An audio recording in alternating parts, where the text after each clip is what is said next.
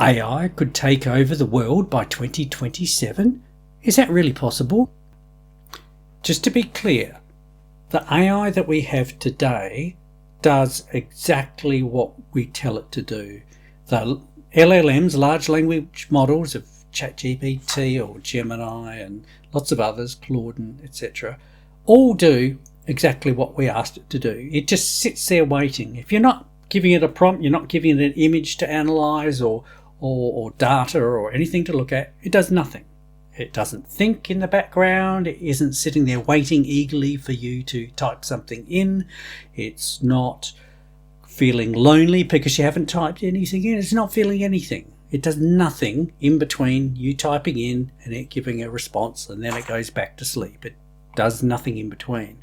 So for an AI to take over, that is clearly a separate kind of a step. The current LLMs we've got are just large calculators, statistical machines. You type in a prompt, it gives you the next most likely words or text output or the image output, video output that follows on from what you entered in.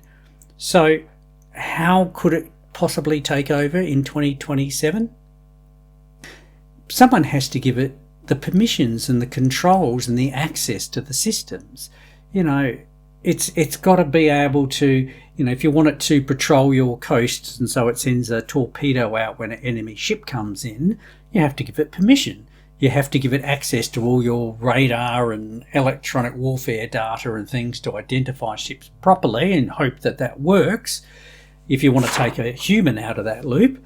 And so then it's going to blow up whatever ship comes over that borderline. It'll do that for you if you really want it to do that. It's not going to consult you if that's the way you want to do it. And if you want to give it even more control to do other things, when you take a look at this model that they've done in this simulation, they talk about robots that then build factories and build other robots, and the robots start taking over. And in the next couple of years, we can't even build factories ourselves that make robots.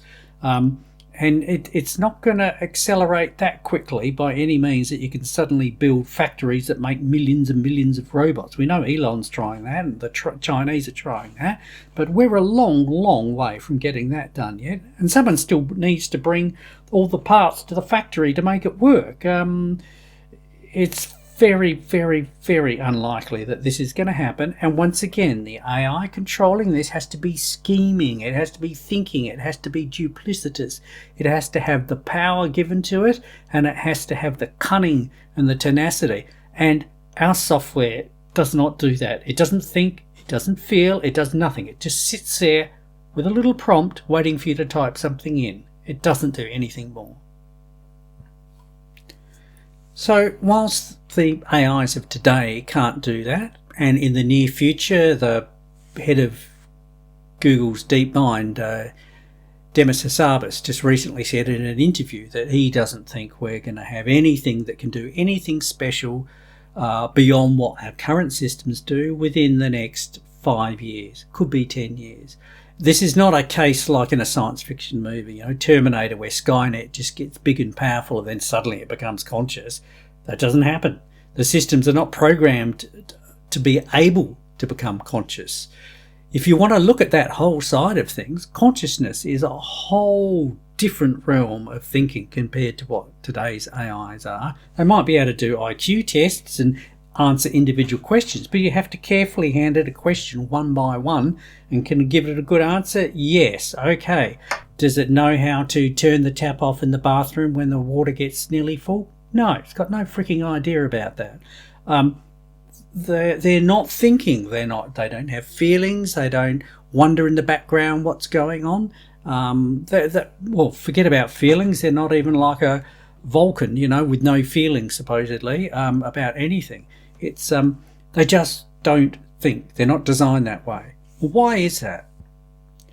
So there was a review recently of how consciousness works, and it was a very long paper that looked at all the current models of what is most likely to be how the brain, consciousness and self-awareness works.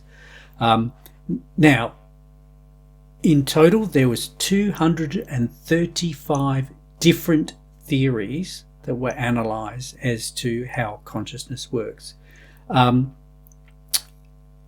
what the author of the paper jokingly commented later was, clearly we need 236 because the 235 don't work.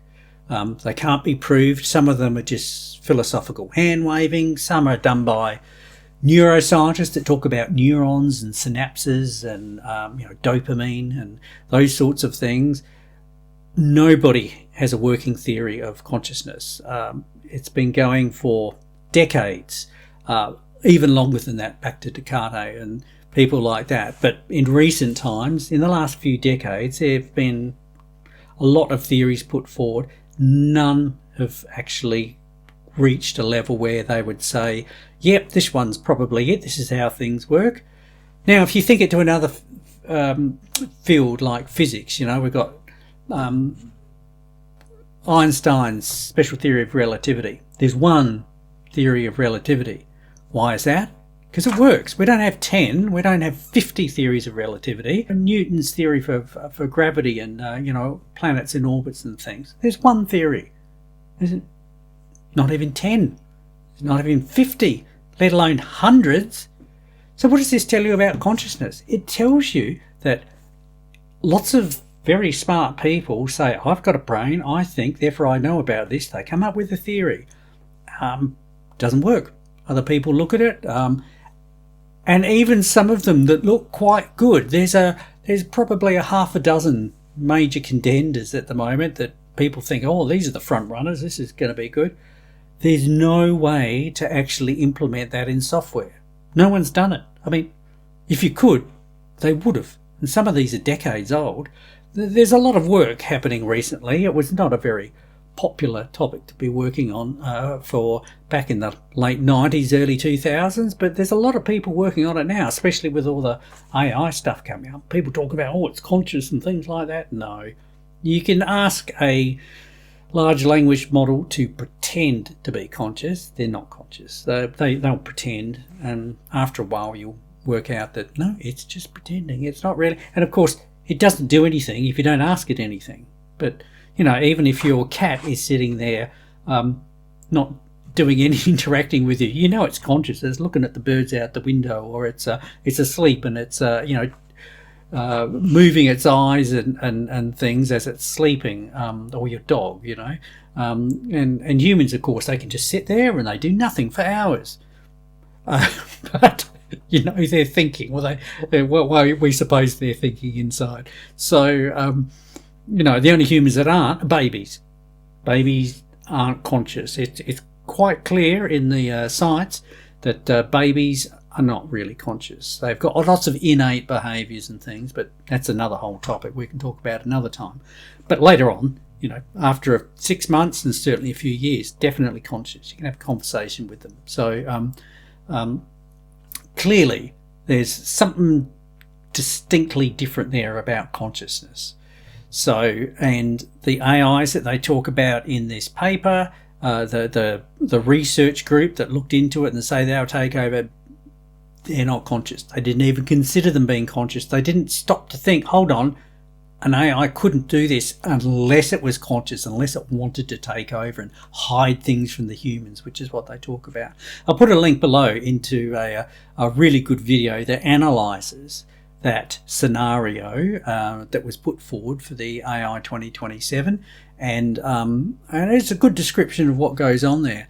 And after you've heard this video and realised the key mistakes that they've made, you'll see all the holes in the story or the argument they put forward of how AI could take over.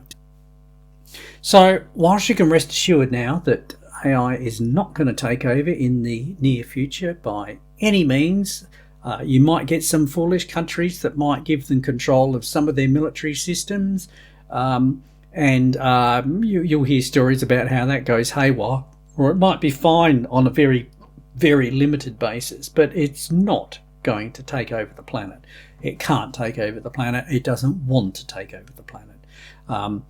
You could pretend to ask it to take over the planet, but it's just not happening. But this brings us back to this whole thing of the computers that we have today. They are not self-aware. They are not conscious of themselves.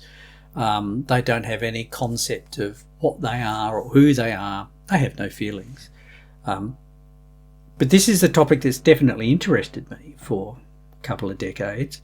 And whilst I'm an IT guy by background, I've certainly done a lot of digging into this particular topic, and it really interests me. And I've come up with, yes, my own theory of consciousness and how it might work.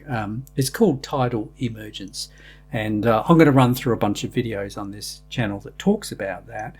But for now, let's just say it's different to all the other theories that are out there. So that's probably good, because if it was the same to one of the other ones, we know it doesn't work.